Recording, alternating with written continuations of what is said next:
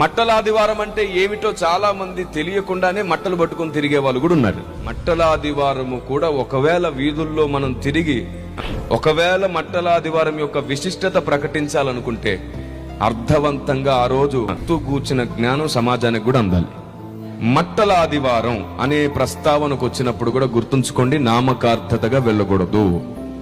మట్టలాదివారం ఎందుకు జరిగింది అంటే లేఖనము నెరవేరున్నట్లు మట్టలాదివారం జరిగింది.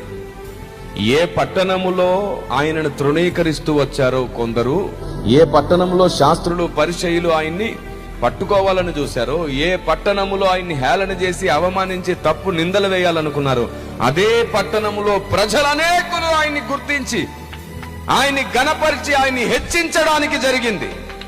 ఆమె ఓసన్నా జయమనుచు ఇదిగో రాజు వచ్చాడు, యూదుల రాజు వచ్చాడు అని ప్రజలందరూ కేకలు వేస్తుండగా లేఖనం నెరవేరింది.